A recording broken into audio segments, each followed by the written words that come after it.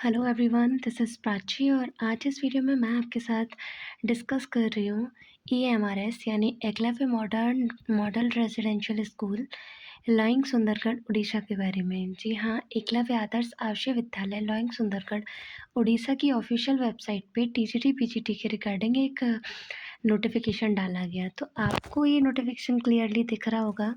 जो ये नोटिफिकेशन डाला गया वो 1 अप्रैल 2026 को डाला गया। तो हम इसके बारे में डिस्कस करते हैं। तो इस पोस्ट के लिए आपका कोई भी एग्ज़ाम्स क्या रहेगा, क्या तरीका रहेगा, मैं आपको फुल इसमें एक्सप्लेन कर रही हूँ। Walk in interview a walk interview is scheduled to be held on 16 April 2026 at EMRS lying under the Sundargarh district for selection of candidates to be engaged as guest faculties in EMRS Lang। इस तरीके से जो भी candidate इसमें select किए जाएंगे उनको 16 अप्रैल के लिए इंटरव्यू के लिए बुलाया जाएगा। तो आपको यहाँ name of subject for which guest faculty और रिक्वायर्ड दिख रही होंगी। पीजीटी फिजिक्स के लिए अगर आप अप्लाई करना चाहते हैं तो आपको प्लेस ऑफ पोस्टिंग भी दिख रही होगी। साथ ही साथ आपका मिनिमम एजुकेशन क्वालिफिकेशन यहाँ इसमें मेंशन कर रखा है कि must be a post graduate in concern subject with BEd, must have proficiency in English and Hindi, must have computer knowledge.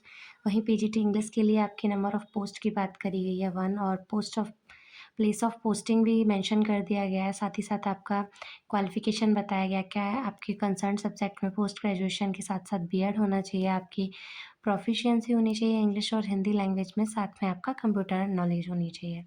फिर आपको मैथमेटिक्स पीजीटी के बारे में नंबर ऑफ पोस्ट भी बता दी, दैट 1 है, और आपका प्लेस ऑफ पोस्टिंग भी दिखा दिया।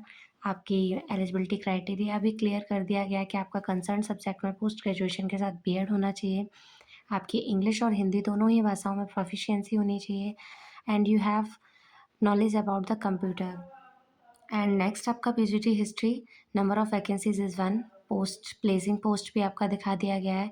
सेम थिंग विद अप्लाई कि आपका कंसर्न सब्जेक्ट में पोस्ट ग्रेजुएशन विद बीएड होना चाहिए और आपका दिख रहा होगा। फिर आपका टीजीटी में मैथमेटिक्स में दिख रहा होगा जिसमें आपका सीटेट क्वालिफाइड होना चाहिए, आपका पेपर सेकंड, एंड आप ग्रेजुएट और आप बीएड होने चाहिए।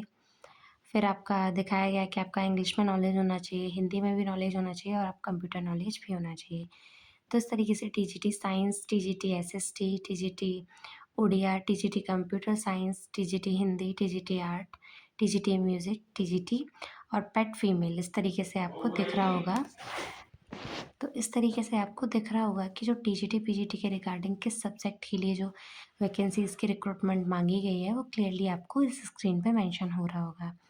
फिर आपका नेक्स्ट आपका बताया मोड ऑफ सिलेक्शन आपका क्या होगा, जो आपकी मेरिट लिस्ट जारी की जाएगी वो किस बेसिस पे रहेगी। फिर सेकंड आपका वाइवा वॉइस होगा जो 40 नंबर का होगा, जहाँ टीचिंग कैपेबिलिटी के आपके 20 मार्क्स होंगे, conceptual understanding in subject domain 15 marks रहेंगे आपके, perspective in positively and leadership आपके 5 मार्क्स रहेंगे। इस तरीके से आपका 40 मार्क्स का ही वाइवा रहेगा।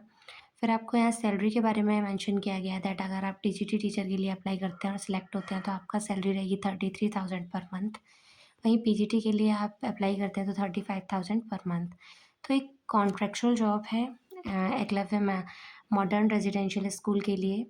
तो जब तक कहीं कुछ नहीं होता आप इन सब में इन स्कूल्स में अप्लाई कर सकते हैं, बिकॉज़ आप फिर कहीं और अप्लाई करते हैं, जैसे आप केंद्रीय विद्यालय में अप्लाई करें या नवोदय विद्यालय में या सैनिक स्कूल में अप्लाई करते हैं तो आपको इसके एक्सपीरियंस के बेसिस पे वहाँ थोड़ा बहुत रिजर्वेशन मिल जाता है।